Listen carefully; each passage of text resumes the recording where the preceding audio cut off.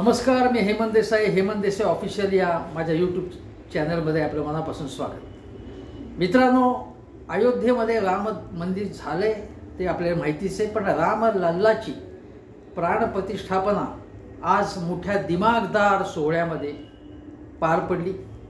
पंतप्रधान नरेंद्र मोदी, सरसंघचालक मोहन भागवत, उत्तर प्रदेशचे मुख्यमंत्री योगी आदित्यनाथ, गोविंदगिरी महाराज आणि त्या अयोध्येतल्या राम मंदिर न्यासाचे सगळे अध्वर्यू, संत महंत आणि अनेक सेलिब्रिटीजच्या उपस्थितीत हा सोहळा पार पडला। देशामध्ये सगळीकडे आनंद पसरलेला होता, जल्लोष होता, उत्साह होता आणि ती अतिशय स्वागतार्ह गोष्ट आहे। मी एक अशी पोस्ट टाकली होती की महात्मा गांधींच्या कल्पनेतलं रामराज्य अस्तित्वात आलं पाहिजे आता। त्यावर अनेकांनी अशा प्रकारच्या प्रतिक्रिया दिल्या की जणू काही राम मंदिर होऊ नये अशी अनेकांची इच्छा होती, त्यात पुरोगाम्यांची इच्छा होती, समाजवाद्यांची इच्छा होती, माझ्यासारख्या व्यक्तींची इच्छा होती। आम्ही कधीही असं म्हटले नाही राम मंदिर होऊ नये, उलट राम मंदिर हा आस्थेचा विषय व्हायलाच पाहिजे, म्हणजे राम लल्लाची मूर्ती तिथे असलीच पाहिजे असंच आमचं म्हणणं होतं किंवा माझं म्हणणं होतं व्यक्तिशः। मी कधीही असं म्हणलं नव्हतं, परंतु असं म्हणण्यामध्ये ज्यांना एक विकृत आनंद मिळतो त्यांनी तो विकृत आनंद अवश्य मिळवावा। आजच्या दिवसामध्ये अशा प्रकारचा विखार, विद्वेष निदान आजच्या दिवसात तरी नसावा अशी अपेक्षा आहे। त्यामुळे मी मनापासून आता हे मंदिर साकार झालेलं आहे आणि या मंदिराच्या रूपाने आज पंतप्रधान नरेंद्र मोदी म्हणाले की आता, आणि सरसंघचालक तर म्हणाले, अगोदर म्हणाले होते की कटुता संपवावी आणि आता नवीन राष्ट्राच्या उभारणीच्या दिशेने वाटचाल सुरू व्हावी, जळमट मनातली दूर व्हावी। ही सगळी आणि रोमारोमामध्ये राम आहे, कणाकणात राम आहे, चराचरात राम आहे, अशा प्रकारची भाषा आज करण्यात आली आणि ती स्वागतार्ह भाषा आहे। मी त्याचं स्वागत करतो। पंतप्रधानांनी शबरीचाही उल्लेख केला, निषादचा उल्लेख केला, जटायूचा उल्लेख केला, अनेक प्रतीकांचाही उल्लेख केला आणि त्याच्यामधून सद्भाव, सहिष्णुता या मूल्यांची सुद्धा जोपासना व्हावी अशा प्रकारची भावना आज अख्ख्या सोहळ्यामधून प्रतिबिंबित झाली। त्याचं मी स्वागत करतो मनापासून। कुठेही मी कद्रूपणा याबाबत करणार नाही। आता त्याच्या पलीकडे जाऊन मला काही गोष्टी सांगायच्या आहेत आणि स्पष्टपणे सांगायच्या। त्यातली पहिली गोष्ट म्हणजे भारताची वाटचाल आता रामराज्याच्या दिशेने चालू आहे अशा प्रकारचं वक्तव्य 2 दिवसांपूर्वी महाराष्ट्राचे उपमुख्यमंत्री देवेंद्र फडणवीस यांनी ठाण्याला एका कार्यक्रमात केले। अशा प्रकारे रामराज्य अस्तित्वात यावं ही महात्मा गांधींची कल्पना आणि महात्मा गांधींची रामराज्याची संकल्पना आणि हिंदुत्ववाद्यांची रामराज्याची संकल्पना यामध्ये महद अंतर आहे, हे आपण लक्षात घेतलं पाहिजे। रामराज्यामध्ये सद्भाव, बंधुभाव आणि धार्मिकतेमधून जी नीतिमूल्य प्रस्थापित करण्याचा प्रयत्न होतो त्याचं स्वागत, म्हणजे जी नीतिमूल्यांच्या आधारे धार्मिक म्हणजे सद्भाव असेल, एकमेकावरचा विश्वास, सलोखा, सर्व धर्मामध्ये आणि जातींमध्ये सलोखा असणं, विद्वेष नसणं, बंधुभाव आणि सगळ्यांना प्रगतीमध्ये, विकासात सामावून घेणं ही रामराज्याची महात्मा गांधींची संकल्पना होती। ही संकल्पना आपण लक्षात घेतली पाहिजे।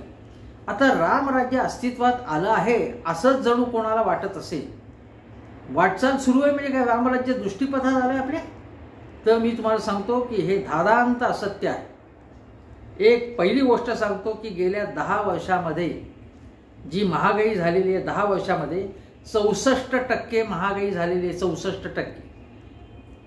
आणि ही महागाई आपण म्हणतो की किमान म्हणजे दर वर्षाला समजा 4% महागाई झाली किरकोळ वस्तूंच्या किमतीमध्ये, तर ती ठीक आहे, आपण समजतो की जेव्हा विकास होतो तेव्हा काही प्रमाणात महागाई होतेच, कारण लोकांच्याकडे पैसा येतो, पैसा झाला की खरेदी वाढते, मागणी वाढते, आणि मागणी वाढली की पुरवठा जर कमी असेल तर त्या प्रमाणात किमती वाढतात, हा अर्थशास्त्राचा नियम आहे।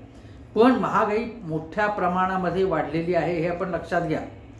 दुसरी गोष्ट, आर्थिक विकासाचा दर जो आहे तो आपला इतर देशांच्या मानाने आपला चांगला आहे असं आता सांगणं हे चुकीचं आहे. इतर देशांच्या तुलनेमध्ये इतर देशांचा काही जणांची प्रगती एका विशिष्ट टप्प्यावर, उंच टप्प्यावर गेलेली आहे.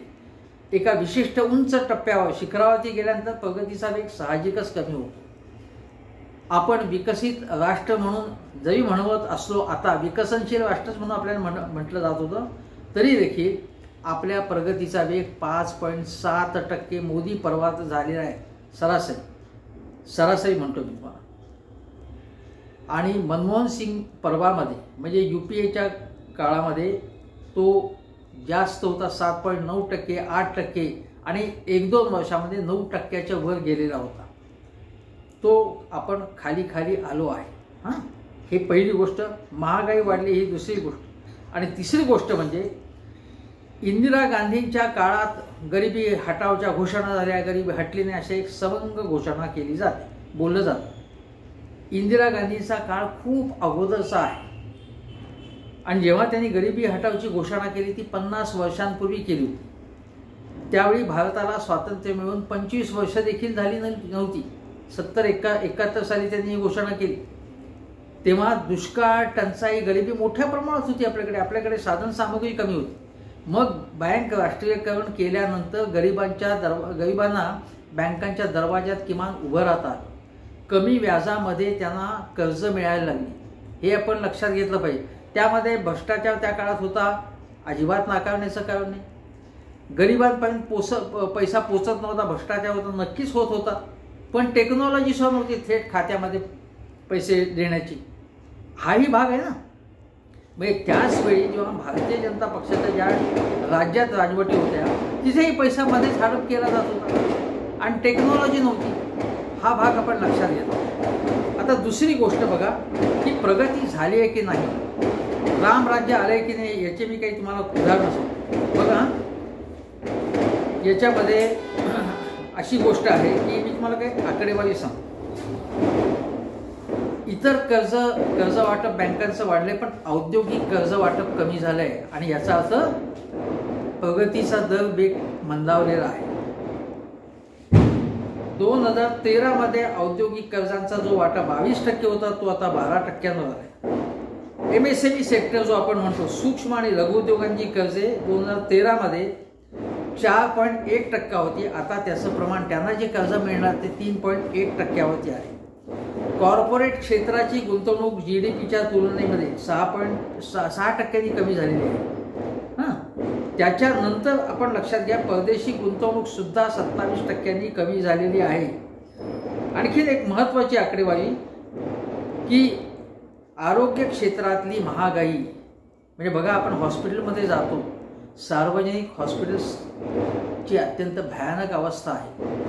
तिथे डॉक्टर, विशेषतः खेड्यापाड्यात प्राथमिक आरोग्य केंद्रात डॉक्टर नसतो, नर्सेस नसतात, औषधं नसतात, बिल्डिंगा उभ्या असतात आणि ते कुठल्याही प्रकारचं रोग्यांना बरं होण्याची तंत्रज्ञानच तिथे नसतात.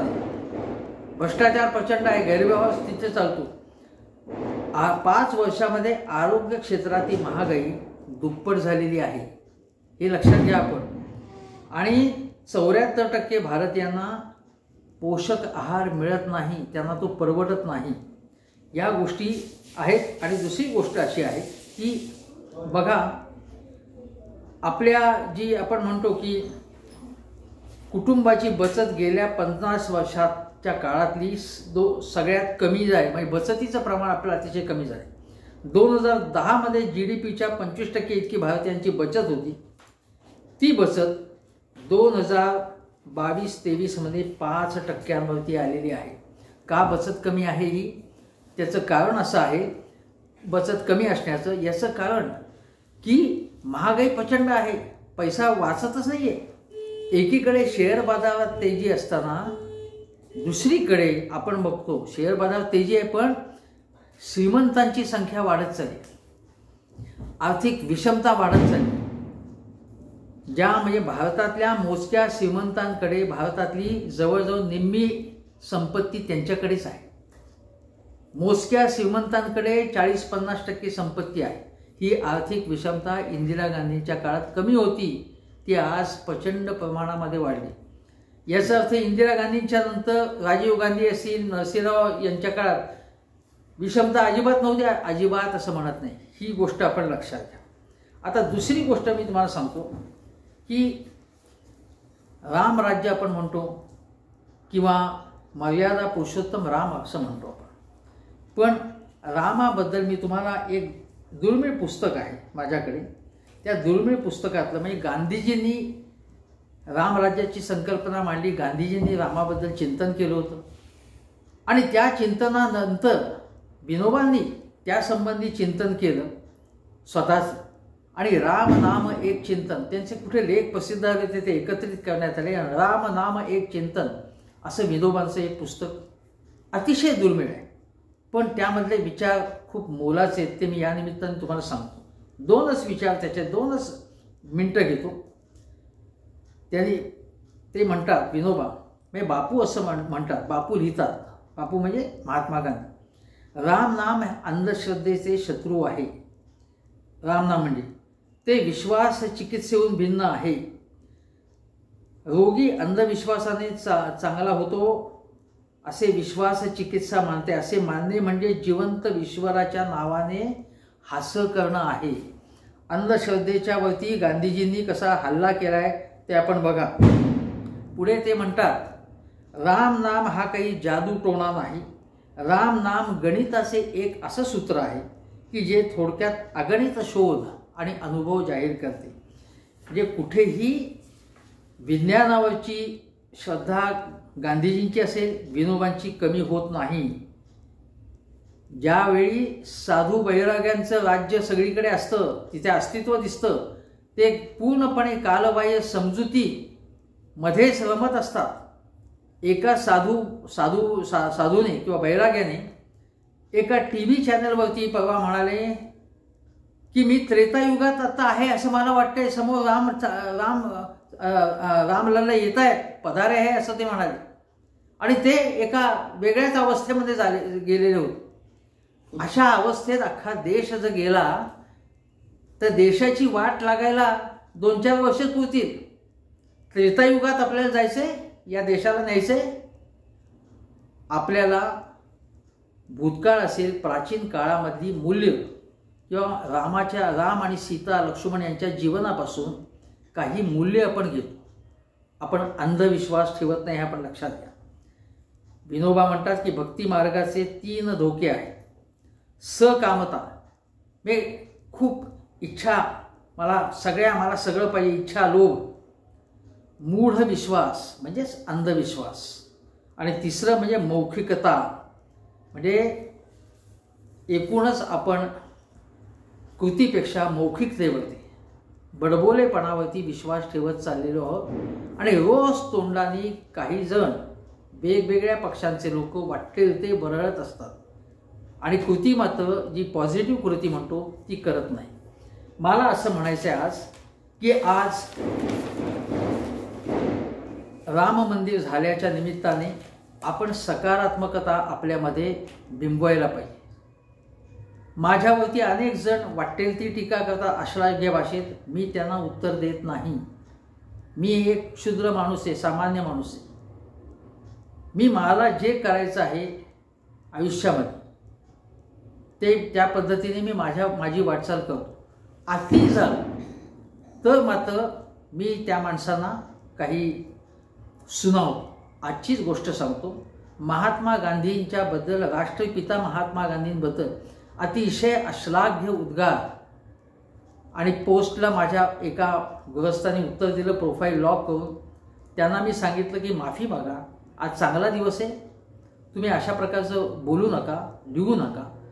माफी मागितली नाही तर मी माफ करीन तुम्हाला, नाही तर मला तक्रार करायला लागेल. पण त्यांनी स्माइली टाकली. हा काय विकृतपणा आहे महात्मा गांधींबद्दल. ते म्हणे राष्ट्रपिता होते का, आणि त्याच्यावर त्यांनी काही शिव्या घातल्या. त्यांना महात्मा गांधींच्याबद्दल शिव्या उद्गारल्या. किती विकृती किंवा किती विखार लोकांच्या मनात आहे. आणि पुन्हा किती घाबरट आहेत हे लोक. हे प्रोफाईल लॉक करतात. आणि मी सांगितलं की तक्रार करीन म्हटल्याबरोबर त्यांनी आपल्या पोस्ट काढून टाकल्या. किती घाबरट, किती नेभळट, किती भित्रे लोक आहेत.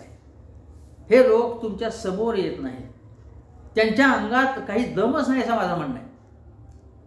साध्या पोस्टला किंवा साधा इशारा दिला तरी जे घाबरतात ते काय आयुष्याला तोंड देणार, आयुष्याला कसे सामोरे जाते. आज मी हा व्हिडिओ पुण्यात करत असताना मी बघितलं, काल दुपारी ज्यावेळी अतिशय शांत निवांत वस्त्यांमध्ये सुद्धा लोक विश्रांती घेत होते, जिथे अनेक वयस्कर माणसं राहतात, अशा ठिकाणी दुपारी 3 वाजता 4 वाजता मोठमोठ्याने रेकॉर्ड्स लावणं, त्यानंतर 3 जणांनी मोटरसायकलवर बसून आक्रमक पद्धतीने जय श्रीरामच्या घोषणा देणं, कोणाला ते आव्हान देतोय अशा प्रकारच्या, सिग्नल तोडून गाड्या भरधाव वेगाने किंवा वन वे असेल तर दुसऱ्या मार्गाने वळवणं, लेसर शोच्या निमित्ताने भर चौकामध्ये जागा अडवणं, फुटपाथ अडवणं, रस्त्यावरती व्यासपीठ उभारणं आणि लोकांची गैरसोय करणं, या प्रकारच्या गोष्टी आज आढळून आल्या. मर्यादा पुरुषोत्तम रामाचं नाव घेण्याचा या माणसांना अधिकार आहे का? कुठल्याही धर्माचे असतील लोक, उद्या मुस्लिम धर्माच्या लोकांनी सुद्धा अशा प्रकारची काही कामं केली तर त्याचाही मी तेवढ्याच तीव्रतेने निषेध करतो आणि केलेला आहे. ख्रिश्चन धर्म असो, कुठल्याही धर्माचे असो, इथे धर्माचा संबंध नाही आहे. इथे जो त्रास होतो याच्यामुळे तो हिंदूंनाही त्रास होतो ना. याचा जे वयस्कर लोक आहेत, जे लहान मुलं आहेत त्यांना त्रास होतो तेव्हा, आणि शिवाय आक्रमक घोषणा देण्याचं कारण, आव्हानात्मक भाषा करण्याचं कारण आहे, जी 1990च्या दशकात झाली होती. आज मोदीजींच्या भाषणात, सरसंघचालकांच्या भाषणामध्ये मोदीजींनी सांगितलं की विरोधकांनी आपली सोच बदलायला पाहिजे. ठीक आहे, विरोधकांच्याही काही चुका झाल्या, मी मान्य करतो. विरोधकांच्या चुका झाल्या, शहाबानो प्रकरणात झाल्या चुका, मुसलमानांचं त्या बाबतीत लांगुलचालनच करण्यात आलं, हे नाकारण्याचं कारण नाही. आणि त्यामुळे काय झालं की मुसलमानांचं लांगुलचालन करण्याच्या कारणाच्यामुळे हिंदू मधला जो परंपरावादी जे जहालवाद आहे तोही वाढत गेला आणि ॲक्शन रिॲक्शनचा सिलसिला सुरू झाला. परंतु एक लक्षात आपण घेतलं पाहिजे की रथयात्रा असेल, अडवाणींची जी रथयात्रा मी स्वतः दादरमध्ये बघितलेली आहे, स्वतः मी तिथे उपस्थित राहिलेलो, जवळून पाहिले, भाषणं ऐकलेली.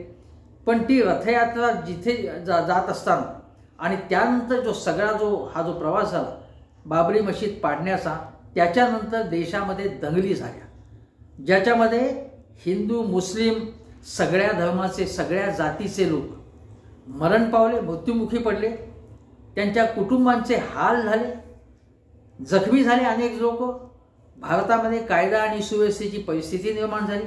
नंतर मुंबईत बॉम्बस्फोट झाले, बसमध्ये बॉम्बस्फोट झाले, अक्षरधाम मंदिरावरती हल्ला झाला, संसदेवरती हल्ला झाला. पाकिस्तानी दहशतवाद्यांनी सुद्धा हल्ले केले आणि त्यांना आपण वारंवार चोप दिला तरीसुद्धा नालायक पाकिस्तान देशाचा माज कमी झाला नाही.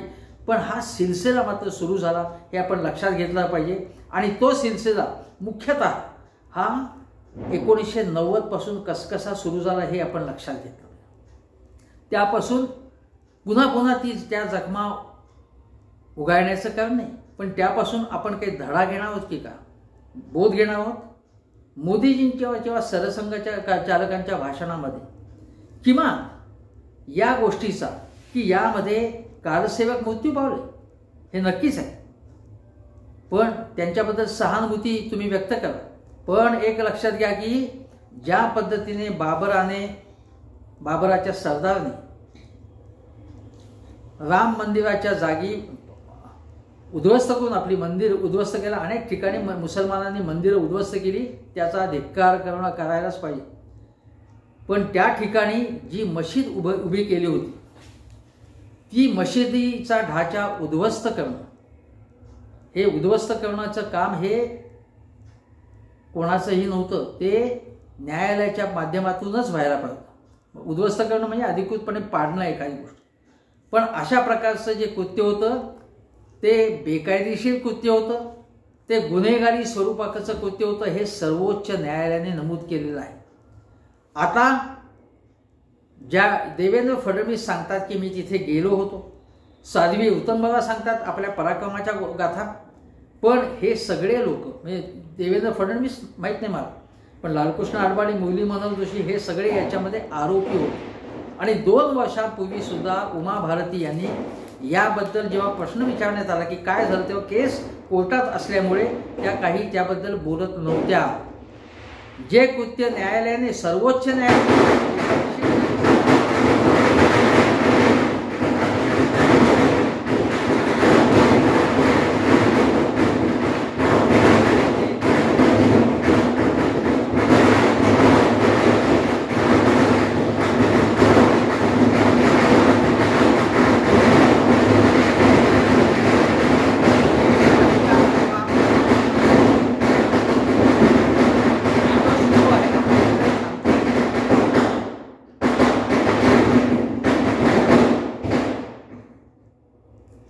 ज्या कुटुंबियांचा मृत्यू या सगळ्या गेल्या काही वर्षात झाला त्याच्याबद्दल पश्चात्तापाची भावना किमान असली पाहिजे. त्यापासून आपण काहीतरी शिकलं पाहिजे. शांतता आणि सद्भावाचीच भावना असली पाहिजे. कोणाला दुय्यम नागरिक करायचं, कोणाला उपेक्षेने वागवायचं, लांगुलचालन असता कामा नये. पण दुय्यम नागरिक नाही, सगळ्या जाती धर्माचे लोक समान आहेत हे आपण लक्षात ठेवलं पाहिजे. हा भाग विसरता कामा नये. आता मी तुम्हाला काही गोष्टी सांगतो ज्या तुम्हाला कदाचित माहिती असतील, माहिती नसतील, की महात्मा गांधींचं मत काय होतं की राजकारण हे मी मगाशी सांगितलं की धर्माच्या नीतिमूल्यांवरती आधारित असावं. गांधीजी हे धार्मिक प्रवृत्तीचे होते, पण पंडित जवाहरलाल नेहरू हे यांचा भारतीय संस्कृतीचा, धर्माचा चांगला गाढा अभ्यास होता. परंतु पंडित नेहरूंचं म्हणणं होतं की धर्म आणि राजकारण यांची गल्लत असता कामा नये, करता कामा नये. आणि ते त्यांनी जाणीवपूर्वक त्यांचं तसं धोरण 1948च्या घटना समितीमध्ये च्यामध्ये जे त्यांचं भाषण झालं नेहरूंचं, त्यात ते म्हणाले की राजकारण आणि धर्म यांच्या एकत्रीकरणामुळे जातीयतेचा धोका निर्माण होतो. समाजामध्ये जातीयवाद हा मुख्यतः मध्यम वर्ग जोपासतो. आणि तो जातीयवादापासून तो जोपर्यंत मध्यम वर्ग हा जोपासतो, कवटाळून बसला या जातीयवादाला, आणि त्याचा फटका कोणाला बसतो, तो गोरगरिबांना पडतो. त्यांची घरं जाळली जातात. मध्यम वर्ग सुरक्षित कोशामध्ये राहतो. पण हा जातीयवाद जो आहे त्याच्यापासून देशाला धोका आहे, सगळ्या समाजातल्या सगळ्या लोकांना धोका आहे असं त्यांचं. दुसरी गोष्ट, त्यांनी धर्माधारित फाळणी भारताची, तुम्हाला माहिती असेल की जीनांचा द्विराष्ट्रवाद म्हणजे धर्माधिष्ठितच फाळणी झाली होती आपली. आणि पाकिस्तानची ज्या प्रकारे उभारणी झाली, धर्माच्या आधारावरती उभारणी पाकिस्तानची झाली. भारताची उभारणी तशी झाली नाही. भारतामध्ये सर्व जाती धर्माचे लोक सुखाने नांदतील अशा प्रकारे आपले संविधान लिहिलं गेलं. आणि पंडित जवाहरलाल नेहरूंचं तसंच धोरण होतं, हे आपण लक्षात घेतलं पाहिजे. आता याच्यामध्ये तुम्हाला सांगतो की फाळणीच्या काळामध्ये मोठे दंगे झाले. म्हणजे जो आज पाकिस्तानातला भाग आहे, पाहिजे पंजाबमधला तिकडचा भाग असेल किंवा अन्य ठिकाणी, तिथे जे हिंदू होते त्यांच्या मोठ्या प्रमाणात कत्तली झाल्यानंतर भारतामध्ये सुद्धा त्याचं प्रतिक्रिया उमटली आणि मोठ्या प्रमाणावरती फाळणीमध्ये दंगे झाले. ते दंगे होत असताना ते लोकांच्या मदतीला धावून जाण्याचं काम महात्मा गांधींनी केलं, जवाहरलाल नेहरूंनी केलं. अगदी इंदिरा गांधीसुद्धा धावून गेल्या होत्या, हे आपण लक्षात घेतलं पाहिजे. आता तुम्हाला सांगतो की 1950 साली पश्चिम बंगालमध्ये दंगली झाल्या. त्यानंतर 1954 साली, 55 साली, 56 साली सातत्याने दंगली होत गेल्या. आणि 1962 साली सुद्धा जबलपूरमध्ये दंगली झाल्या. नंतर सागर माहिती आहे, सागर विद्यापीठ आपल्याला माहिती आहे, त्या ठिकाणी दंगे झाले. 1960च्या दशकात रांची, जमशेदपूर, दुर्गापूर ही ज्या इंडस्ट्रियल सिटीज होती, औद्योगिक शहरामध्ये दंगली झाल्या. आणि हे सगळे एका पाठोपाठ एक दंगली आले. 54 साली निजामाबादमध्ये आले दंगल, गुलबर्गामध्ये झाली. काही ठिकाणी पाकिस्तानी झेंडे लावण्यात आले. म्हणजे काही पाकिस्तानवादी विभाजनवादी प्रवृत्ती होत्या, अजिबात नाकारण्याचं कारण नाही. हे या गोष्टी झाल्या. आणि 1954 साली मथुरेमध्ये, अलीगडमध्ये दंगली झाल्या. एवढंच काय की भारताचे राष्ट्रपती डॉक्टर झाकीर हुसेन, जे अत्यंत विद्वानग्रस्त राष्ट्रपती होण्याच्या अगोदरच्या काळात सांगतो, अलीगड विद्यापीठाचे ते कुलगुरू होते, त्या ठिकाणी सुद्धा त्यांचा अवमान करण्यात आला. तिथे अत्यंत वादग्रस्त अशा प्रकारच्या घोषणा देण्यात आल्या. म्हणजे फाळणी झाल्यानंतर कितीतरी वर्ष हे सगळे प्रकार चालू होते. आणि म्हणून धर्मनिरपेक्षता हे मूल्य अत्यंत महत्त्वाचं आहे. कारण ते मूल्य नसेल तर समाज दुभंगतो, विस्कटतो. आणि त्यामुळे जेव्हा कायदा सुव्यवस्थेचा प्रश्न होऊन सर्वसामान्य माणसाच्या मालमत्तेची, जीवाची हानी होते, कायदा सुव्यवस्थेच्या प्रश्नामुळे विकासावरती परिणाम होतो, हे नेहरूंना माहिती होतं.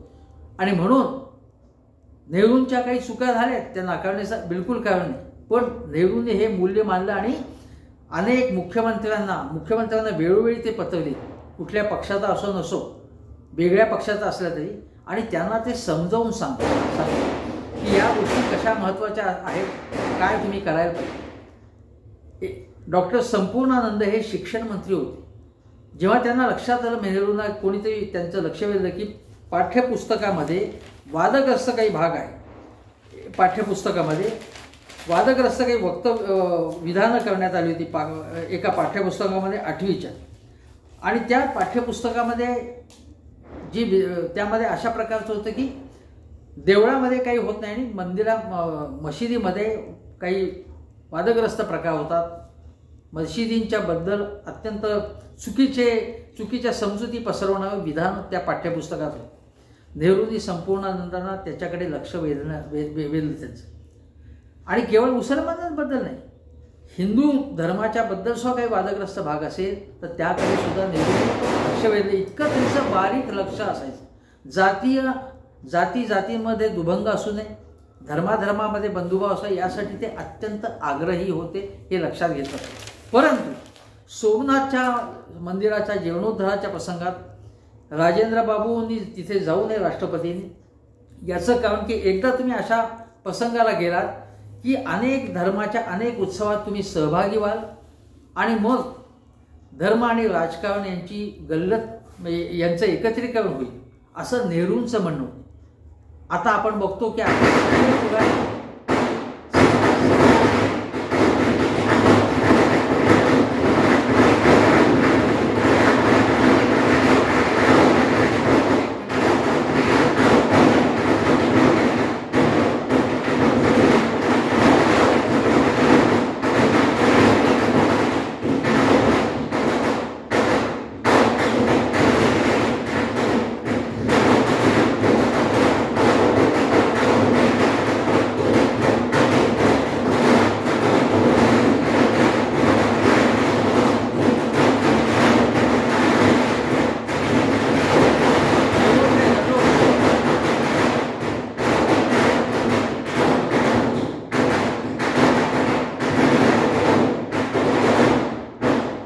बघितलं तर गोविंद असेल, गणपती असेल, नवरात्र असेल, दिवाळी असेल, या सगळ्या उत्सवात सगळे राजकीय नेते सगळ्या पक्षांचे सहभागी होतात. अगदी आजही हा केवळ भारतीय जनता पक्षाचा उत्सव नव्हता, सगळ्या पक्षांच्या लोकांनी आपापल्या परीने हा उत्सव साजरा केला आणि त्याचं मार्केटिंग सुद्धा केलं जातं. आता याला जाहिरातबाजीचं, मार्केटिंगचं, पक्षाच्या प्रचाराचं एक माध्यम म्हणून याकडे पाहिलं जातं. ठीक आहे. त्यामुळे नेहरूंचं जे होतं की धार्मिक गोष्ट ही आपली व्यक्तिगत गोष्ट आहे, सार्वजनिकरित्या त्याचं फार प्रदर्शन असू नये वगैरे, हे आता काय जुन्या काळामधली ही आपण म्हणू की आता ही मूल्य, त्याला असं आपण किती म्हटलं तरी त्याला काही अर्थ नाही. कारण आता लोकांचं सार्वजनिकता एकूणच वाढत चालली, जाहिरातबाजी वाढत चालली.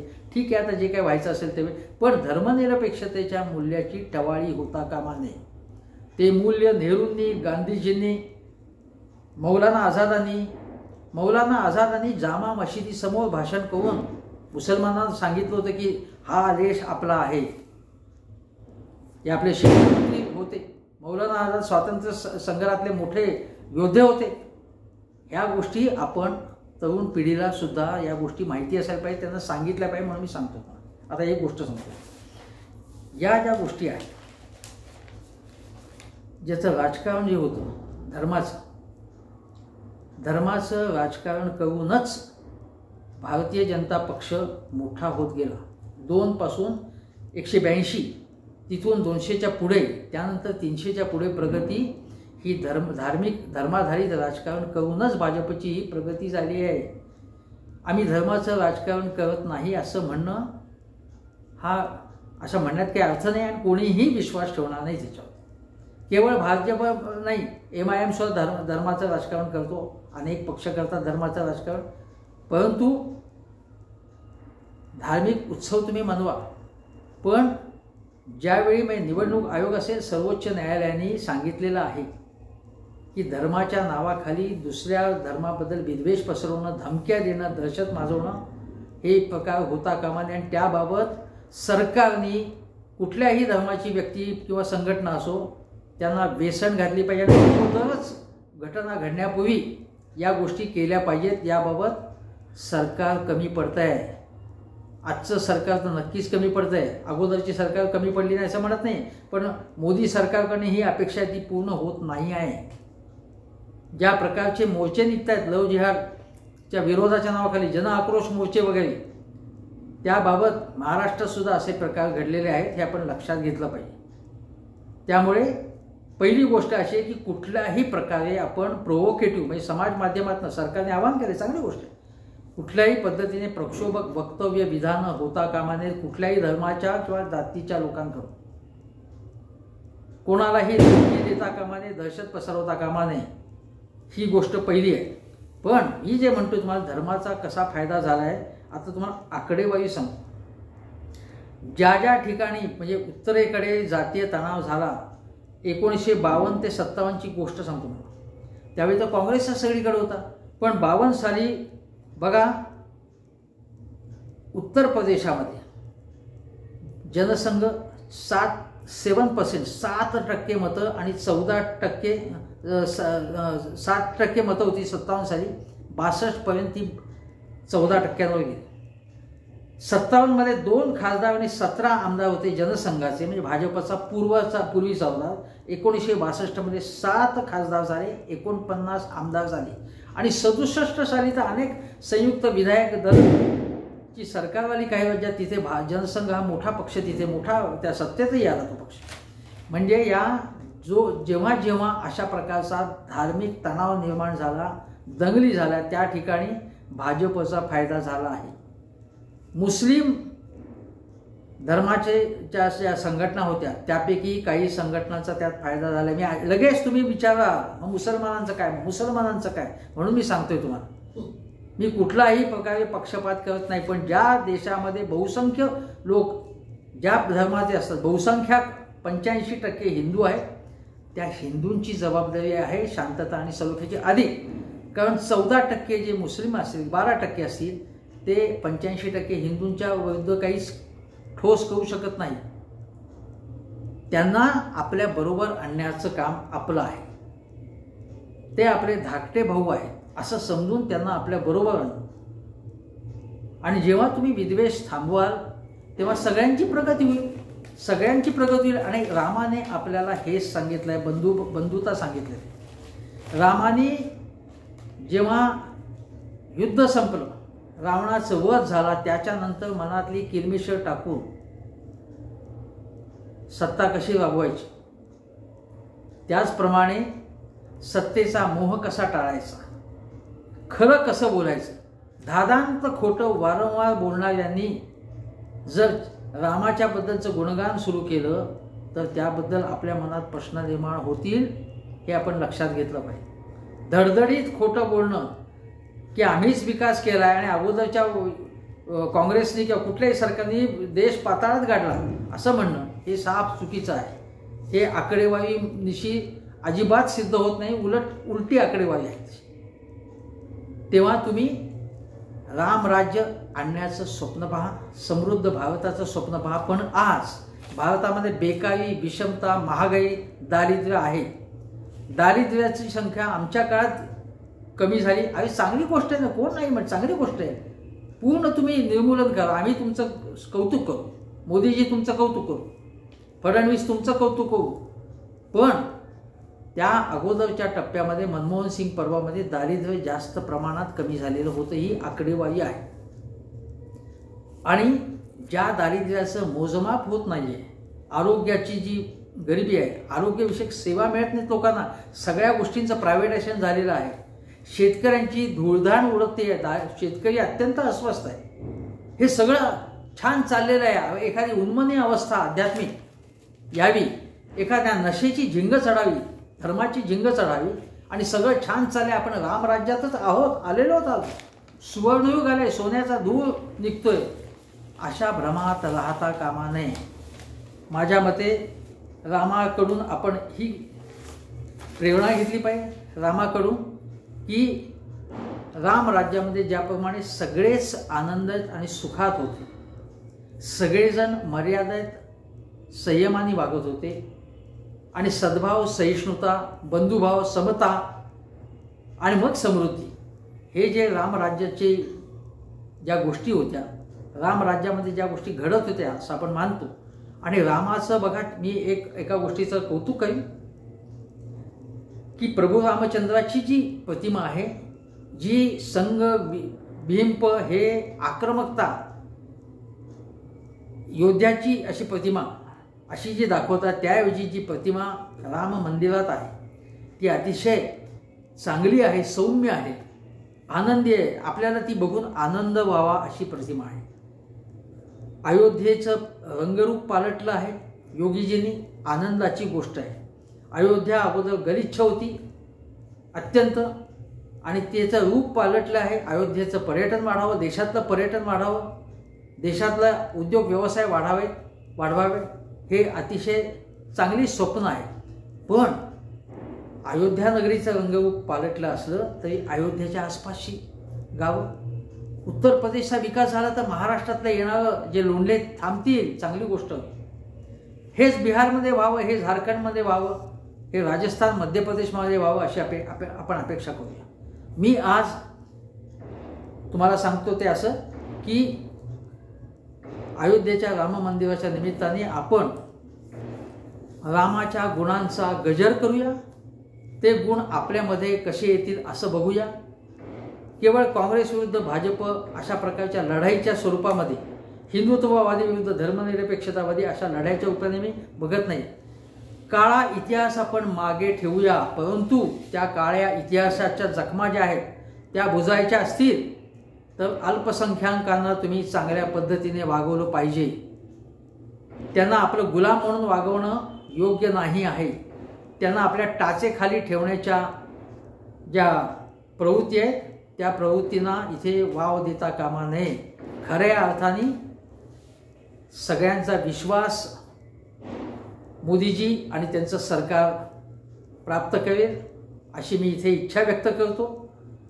अयोध्येमधला हा रमणीय सोहळा जो होता तो चांगला होता सोहळा.